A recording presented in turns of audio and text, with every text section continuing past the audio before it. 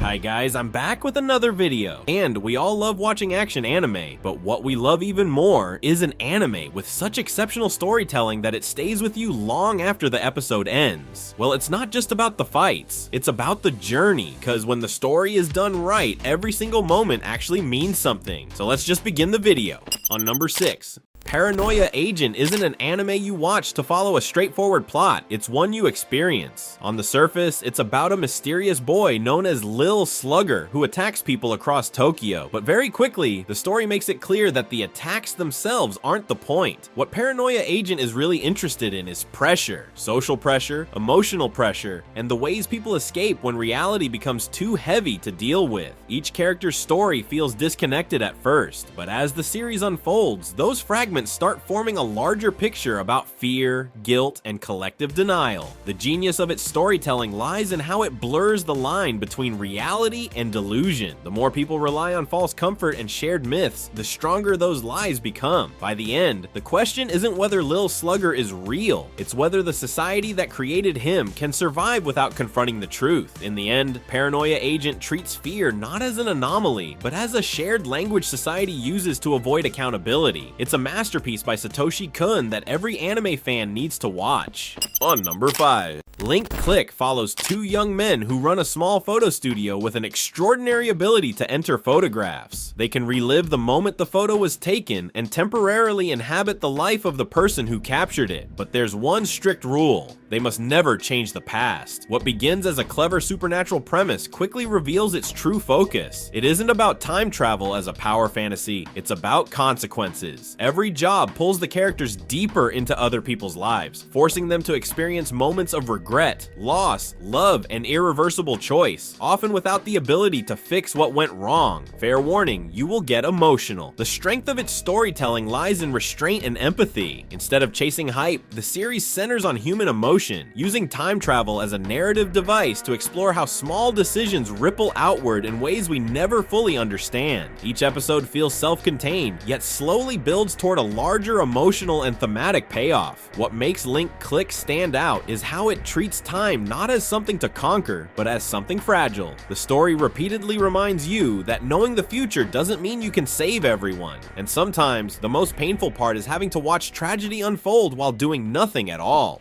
On number 4. A horror anime that is actually good, count me in. So the summer Hikaru died follows Yoshiki, a quiet high school boy living in a rural town whose best friend Hikaru returns one summer after going missing in the mountains. At first, everything seems normal, but Yoshiki quickly realizes that whatever came back looks like Hikaru, sounds like Hikaru, but isn't actually him. As Yoshiki continues to spend time with this Hikaru, the story slowly unravels into a tense psychological horror, exploring identity, grief, and denial. Instead of relying on jump scares or gore, the anime builds unease through silence, lingering moments, and the terrifying idea of losing someone, yet being unable to let them go. It isn't a horror story that tries to scare you with monsters or shock value. Instead, it asks a much quieter, much more unsettling question. What if the person you loved came back, but wasn't really them? The anime's strength lies in how little it explains. It lets discomfort build naturally through small interactions, long silences,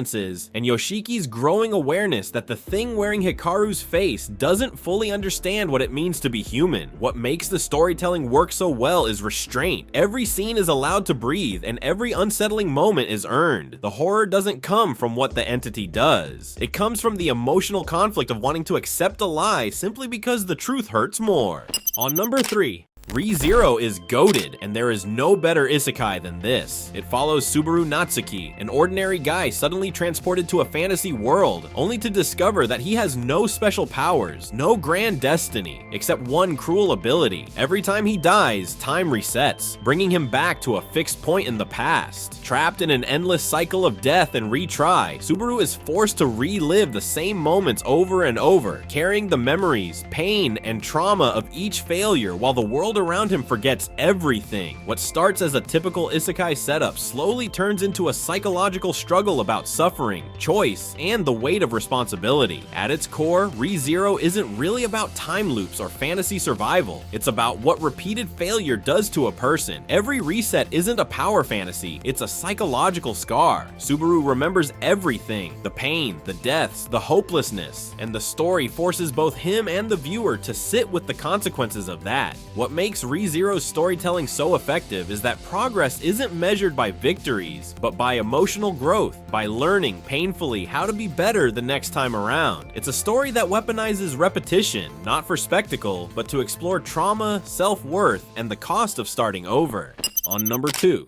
Lord of Mysteries is the best looking show, period. From the moment you start watching, you can tell its animation is actually god tier. Back to the story, it's about Klein Moretti, a guy who suddenly wakes up in a strange Victorian-era world filled with secret groups, strange rituals, and gods that should never be disturbed. What starts as a small mystery slowly pulls him into a hidden system of supernatural powers, where gaining strength always comes with a heavy mental cost. On the surface, Lord of the Mysteries feels like a slow mystery story, but at its heart, it's about knowledge. Information isn't just world building here, it's dangerous. The more Klein learns about the truth of this world, the more he risks losing control over himself. You have to keep your full attention, cause you can miss some important stuff. What makes the storytelling stand out is how patient it is. The story takes its time, letting tension build naturally instead of rushing big reveals. Action is grand and beautiful. If you stick around till the end, you'll understand how special this show is. It constantly asks whether understanding everything is worth the price of realizing how small and vulnerable you really are. On number 1.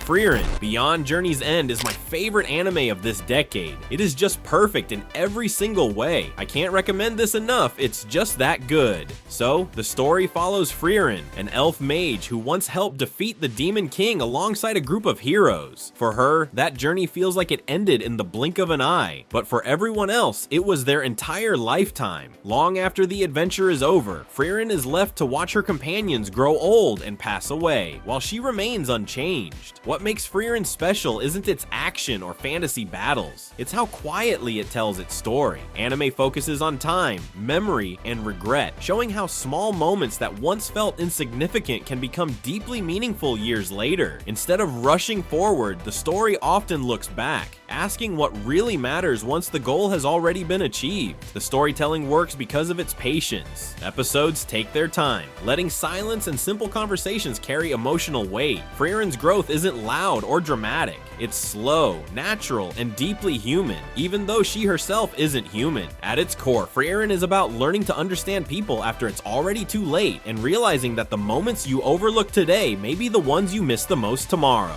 And there you have it. If you found something new to watch, make sure to smash that subscribe button for more. I'll see you in the next one. Peace out.